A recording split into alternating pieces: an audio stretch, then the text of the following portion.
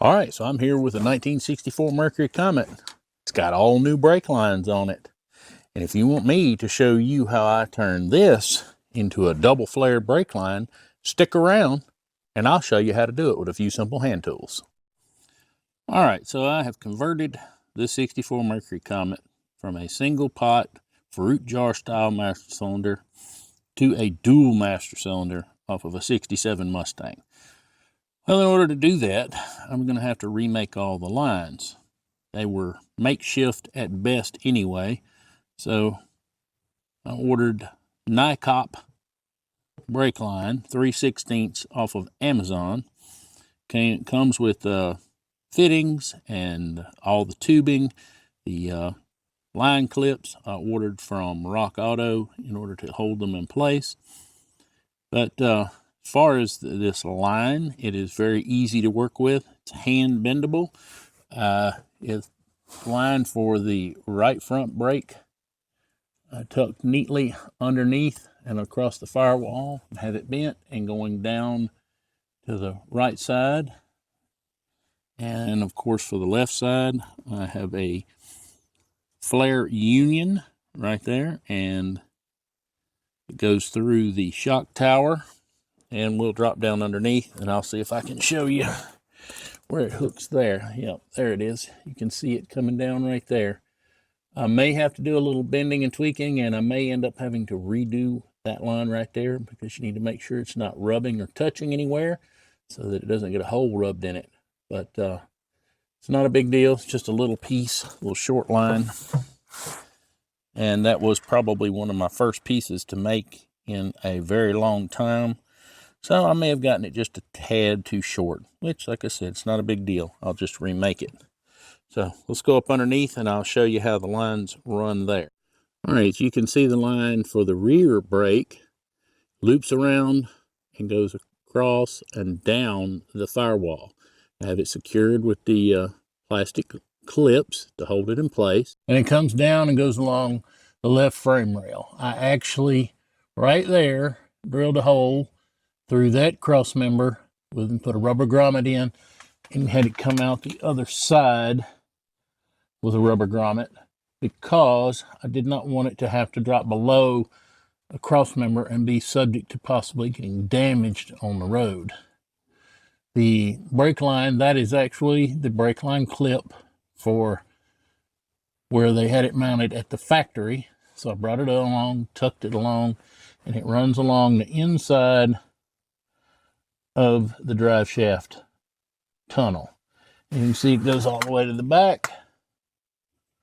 Let me move to the back and you can see, and I'll show you where it hooks up there. And it comes down the drive shaft tunnel and goes to the rear brake line and brake hose. And yes, I know that brake hose is awful close to the exhaust there, but you have to keep in mind that the exhaust is not mounted exactly where it's going to go. It is laying, it's not hooked up, it's drooped down, so. But there it is. New metal line front to rear. Now, let me get over here on the table and I'll show you how to make them. All right, so this is a basic toolkit that I'm using to make these brake lines. This kit's available at O'Reilly's. That's where I got this one. It is not of the highest quality, but it does get the job done. I'm sure there are better quality tools out there to be had, but let's get in here and I will show you what everything is, and we'll walk through how to do it.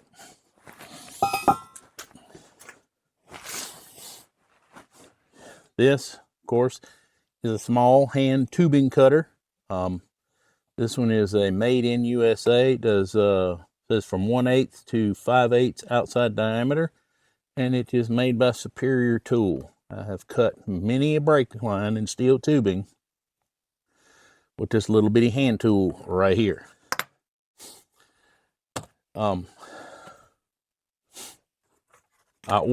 Like I said, I ordered this line. It is available through Rock Auto. It's available on Amazon, and I'm sure there are many other suppliers. This is the NICOP, which is nickel copper, and it is acceptable to be used for brake lines.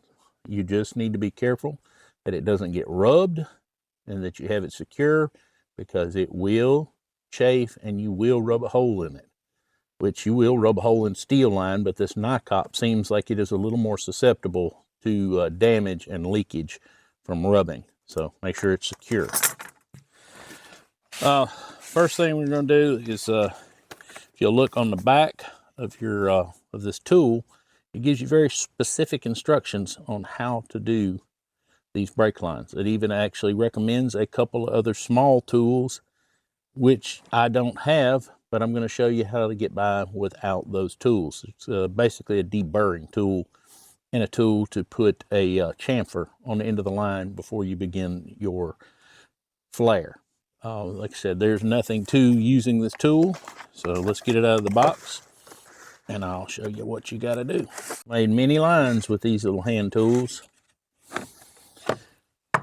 Okay, so the first thing you'll want to do is you'll want to have I'm going to use this scrap to make the double flare.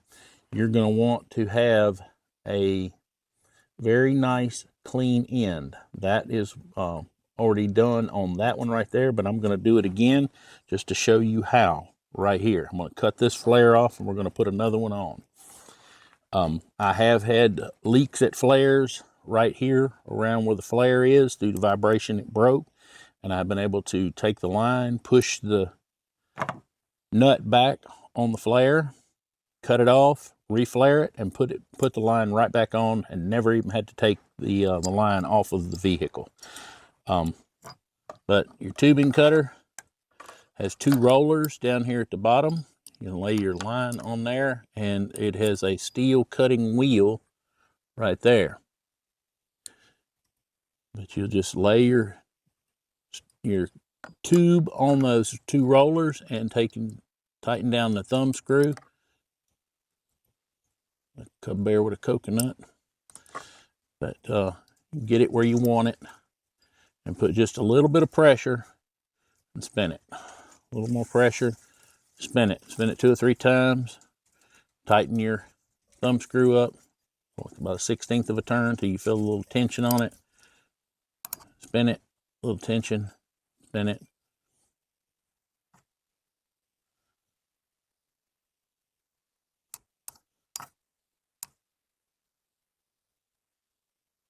And there it goes. You just keep going, and eventually it will just go ahead and pop that end right off. Now, the deburring tool that they're talking about, they want you to deburr the inside of that line. All right, so you're going to simply take a 1/8 inch drill bit, and you're going to take, and you want to deburr the inside of that hole. 1/8 drill bit works pretty good. It goes right inside and clears up all of the little burrs that you can do it.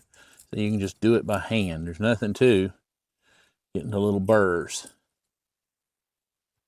And some would say that all this little steps I'm taking here are not necessary, but they actually are. They make for a better crimp on this flare. The next step they talk about is you need to chamfer the outside edges. I take a flat file and just gently drag around and just put a light chamfer on the edges of where I just cut. You just don't want a sharp edge. All these little small steps help improve the way that flare turns out.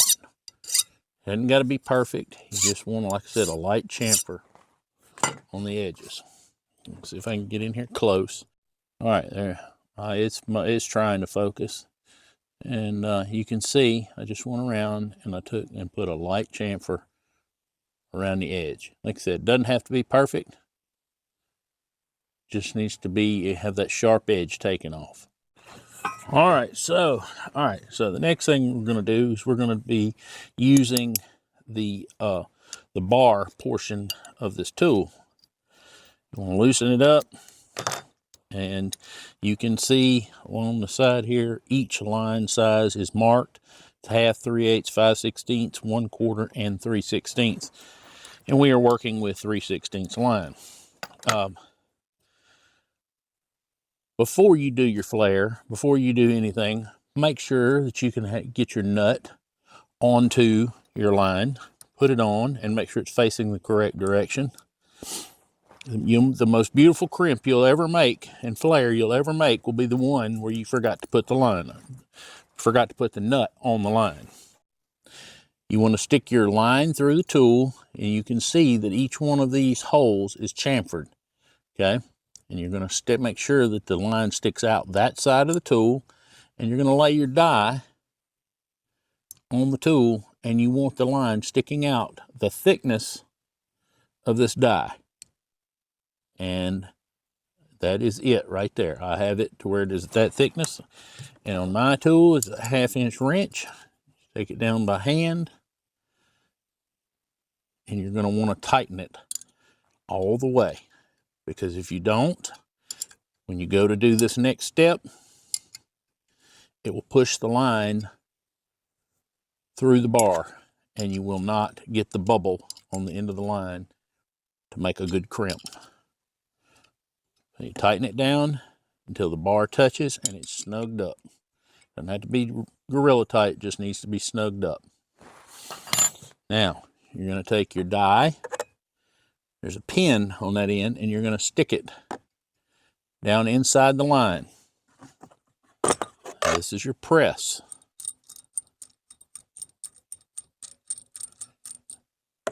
Slide the press over, and it has a point on it, and it will sit right inside that die. Same 1/2-inch wrench for your press. You're going to tighten the line, tighten it down until that die bottoms out all the way around. And that is going to create a bubble on the end of that line that you're going to soon be creating the double flare with. You want it really tight to make sure that you get a good fit. All right, you're going to take your press back off. And with this being a cheaper tool, I have had problems getting this die back out. So I got a pair of channel locks so that I can get a good grip on it, twist it back and forth, and pry it out. Just be careful or you'll bend your pin like I just did. I needed to be a little more gentle with it. All right. Now, you're going to take the pressing tool back in to the center of the hole. If you'll look, you can see that it created a bubble on the end of that line. Now you're going to take your pressing tool, line up the point of the pressing tool right in the center of the line.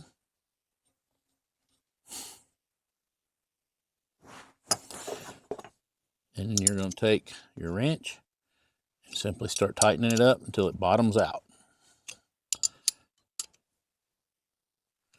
This is creating the double flare. And you want it good and tight.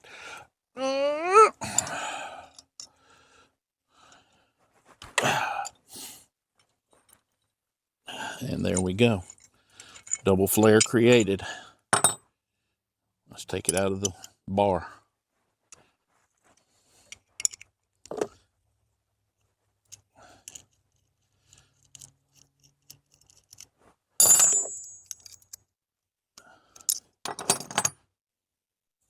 Make sure that there are no burrs or anything sticking off of your flare. There is a double flare. And that is how you make a new brake line. All right, so there you go. It's very simple to make some double flare brake lines for your car at home with a few simple hand tools. And yes, they do have some very nice, expensive brake line making tools out there. As often as I'm making brake lines right now, I don't see the need in purchasing one. They're $300–400 for a hydraulic brake line. And like I said, they are very, very nice and they're very, very fast. If I was building more cars than I am right now, I would probably invest in one. So we have got to get the rubber brake lines on the front of this car, and then we're going to have to start sorting the electrical. It won't be too long. I'm hoping, fingers crossed, that we're going to be sticking the engine and transmission back in this car very soon. But I wanted to make sure it had brakes, and I wanted to make sure that I had some of the electrical sorted out underneath the hood before I went and put the engine in the way. So while I'm working to get that stuff done, why don't you go out and watch another video that's coming on the screen right now?